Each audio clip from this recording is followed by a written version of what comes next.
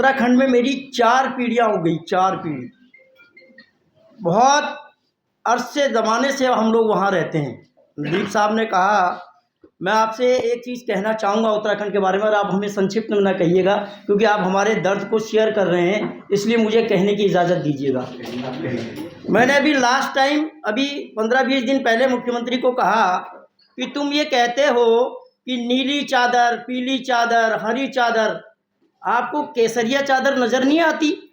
जो बजरंग दल के लोग आपके केसरिया पट्टा ढाल के, और उनको ये अधिकार किसने दे दिया कि वो जाए और आम आदमी से ये पूछे कि तेरा नाम क्या है? किसने दिया ये अधिकार उन्हें?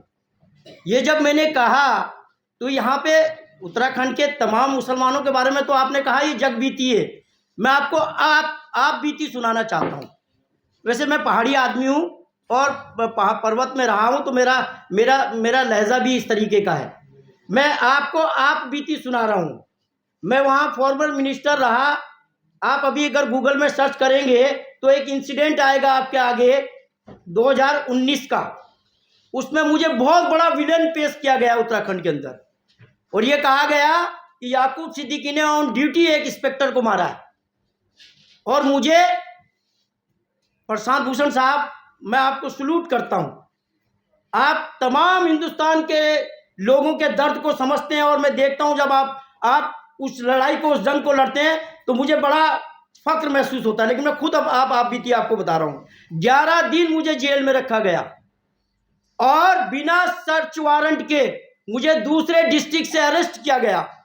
हिंदुस्तान के जितने भी कमीशन हैं मैंने तमाम पर रिपोर्ट की, और रिपोर्ट करने के बाद जब ये हुआ कि याकूब सिद्दीकी का इस इंसिडेंट से कोई लेना देना नहीं है, ड्यूरिंग द ट्रायल मुझे मजिस्ट्रेट ने कॉन्ग्लिजेंस लेके ये कहा, आईओ ने रिपोर्ट पेश की कि साहब याकूब सिद्दीकी इस इंसिडेंट में कहीं थे ही नहीं, और मुझे बाहर कर दिया गया। और अभी पिछले दिनों वो जब पूरा केस ट्रायल चला, और ट्रायल चलने के बाद हमको उसमें मेरे छोटे ब्रदर को, एक को, मुझे इंस्पेक्टर ने कहा कि सिद्दीकी सर, हमें पुलिस की भी लाज बचानी है। देखिए क्या ड्रामा चल रहा है देश के अंदर। पुलिस की लाज बचानी है, इसलिए एक आदमी को एक्यूज करना पड़ेगा, 3 को हम बाहर कर देते हैं। अब जब पूरा ट्रायल चला, और ट्रायल चलने के बाद, मैं आप बीती बता रहा हूं आपको, जब ट्रायल चला और चलने के बाद जब सुना गया तो सारे के सारे कोई था ही नहीं, कुछ था ही नहीं, सिर्फ बीइंग ए मुस्लिम्स टारगेट किया गया। और करने के बाद ह्यूमन राइट कमीशन से मैंने कहा कि इसकी सीबीआई जांच होनी चाहिए, जांच हो इसकी। उन्होंने ऑर्डर कर दिया। ऑर्डर करने के बाद आज भी उत्तराखंड शासन सचिवालय में वो धूल छाप भाग रहा है, वो ऑर्डर नहीं हो रहा है। मैं आप तमाम पत्रकार साथियों से, और जो आप तमाम दिलों के दर्द को समझते हैं, मैं आपसे दरख्वास्त करना चाहता हूँ। बहुत सारे लोग लड़ाई नहीं लड़ सकते, हमने लड़ाई लड़ी है, और उस लड़ाई को आखिरी मुकाम तक लेके आया हूँ। मैंने हाई कोर्ट से डायरेक्शन कराया है, और ये कहा है कि जो ह्यूमन राइट कमीशन की रिपोर्ट है उसको इम्प्लीमेंट कराइए इसमें सीबीआई। अरे उन लोगों को, याकूब सिद्दीकी का वो एक सामाजिक जीवन है। अभी आप गूगल में देखेंगे तो ऐसा पेश किया गया कि हिंदुस्तान का सबसे बड़ा टेररिस्ट मैं हूं। सर, ये पेश किया गया मुझे। तो मेरी दरख्वास्त है आप तमाम साथियों से, और आपसे भी दरख्वास्त करूंगा। मुझे सौभाग्य प्राप्त हुआ है कि आज मैं प्रशांत भूषण जी जैसे लोगों के साथ इस मंच को शेयर कर रहा हूं, और मैं नदीम साहब आपको सल्यूट करता हूं।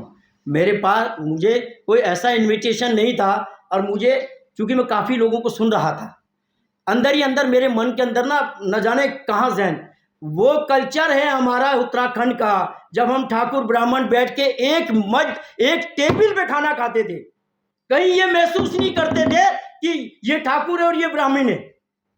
मेरे पिछले 4 पीढ़ी का अगर रिकॉर्ड देखेंगे साहब, मेरा नाना चंद्रू मियां जोशी है। चंद्रू मियां जोशी, किससे लड़ाई लड़ोगे आप? किसके ऊपर बुलेट चलाओगे आप? क्या चाहते हो आप हिंदुस्तान के अंदर? किस तरह का माहौल क्रिएट करना चाहते हो हिंदुस्तान के अंदर? अरे हमारी इंसानियत को दफन करना चाहते हो? आज मॉडल स्टेट बना दिया उत्तराखंड को। धामी ये चाहता है और योगी ये चाहता है कि हम दोनों के दोनों नॉर्थ इंडिया को ऐसा बना दें कि मॉडल स्टेट बने ये पूरे भारत के अंदर, और तब हम चुनाव जीते। आपको विकास तो करना नहीं है, आपको कुछ नहीं करना है। आपसे कल बेरोजगार लोग सवाल ना करें, इसलिए आपने उसे मॉडल स्टेट बना दिया है। यूसीसी लागू कर दिया, आपका राइट ही नहीं है, स्टेट का राइट ही नहीं है, और आपने स्टेट के अंदर यूसीसी लागू कर दिया। बेफजूल की बातें हो रही है हमारे मुल्क के अंदर, बेफजूल की बातें हो रही है। माफ़ कीजिएगा, बहुत सारे बुद्धिजीवी बैठे हैं यहाँ पे। मैं एक चीज़ कहना चाहता हूँ, वो इंसान है, इंसानियत का पैगाम दो भाई। मैंने बताया नहीं चंद्रू मियाँ जोशी है, मारोगे बुलेट, मारो।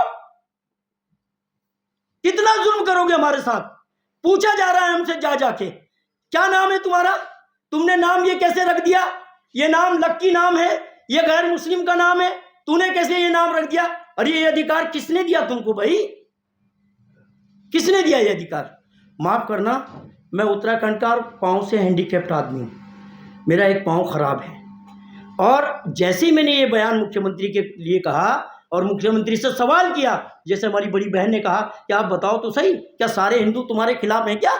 नहीं है बहन, हमारे खिलाफ सारे हिंदू, हमारे खिलाफ हिंदुस्तान के कुछ सरफिरे हैं जो चाहते हैं कि इस मुल्क की तहजीब खराब हो जाए, वो लोग हैं हमारे खिलाफ। सारा हिंदू भाई हमारे खिलाफ नहीं है। हम लोग जब 62 का गदर हुआ, मेरी दादी बताती है, मेरा जन्म नहीं हुआ था उस वक्त, शायद मैं पता नहीं क्या किस पोजीशन में कहाँ रहा हूँगा। मेरी दादी बताती है कि वहाँ के ब्राह्मण लोगों ने हमको प्रोटेक्ट किया। जब 4 सरफिरे लोग आ गए, उन्होंने कहा भाई ये मुसलमान है, इनको भगाओ यहाँ से।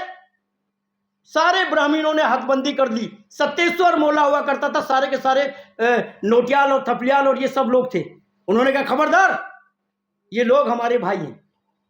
वो चीज़ पैदा करनी पड़ेगी। साहब ने कहा अभी एक जंग और लड़नी पड़ेगी, मैंने भी कहा, तो मीडिया के साथियों ने कहा भाई याकूब सिद्दीकी ऐसा क्यों कह दिया, एक जंग और लड़नी पड़ेगी। यकीनन लड़नी पड़ेगी हिंदुस्तान में एक जंग और वो जंग लड़नी पड़ेगी इंसानियत को जिंदा रखने की, वो जंग लड़नी पड़ेगी इंसानियत को जिंदा रखने की। अरे आप हमारे अंदर कहाँ से फर्क निकालते हो, कैसे फर्क पैदा कर दोगे आप? इसलिए इस मुल्क की गंगी जमनी तहजीब बरकरार रहे, उसके लिए मैं तमाम साथियों से एक विनती करता हूँ, प्रार्थना करता हूँ, आप तमाम लोगों से, आप बहुत ही कोमल हृदय के लोग हों, और तमाम हिंदुस्तान के पत्रकारों से। आज पहली बार शायद मुझे याकूब सिद्दीकी को हिंदुस्तान के इस प्रेस क्लब में बोलने का मौका मिल रहा है। मैं आप सबसे प्रार्थना करता हूँ और तमाम पत्रकार बंधुओं से प्रार्थना करता हूँ, इस मुल्क को बचा लीजिए, ये जिम्मेदारी है आपकी। ये मुल्क बहुत बेहतरीन मुल्क है और ये पूरी दुनिया का बेहतरीन मुल्क है। मैं जब बाहर के मुल्कों में सफ़र करता हूँ तो मुझे हिंदुस्तान से बढ़िया मुल्क कहीं नज़र नहीं आता। इसलिए मेरे मुल्क को बचा लीजिए आप तमाम लोग, और तुम जैसे, आप जैसे लोग, बहन जैसी लोग, मैं आप सबसे विनती करता हूँ। और मैं प्रशांत भूषण जी आपसे भी प्रार्थना करता हूँ, मेरा जो केस है वो इतना स्ट्रॉन्ग केस है क्योंकि मैंने लड़ा है, 53 लाख रुपए खर्च हुए हैं उसमें।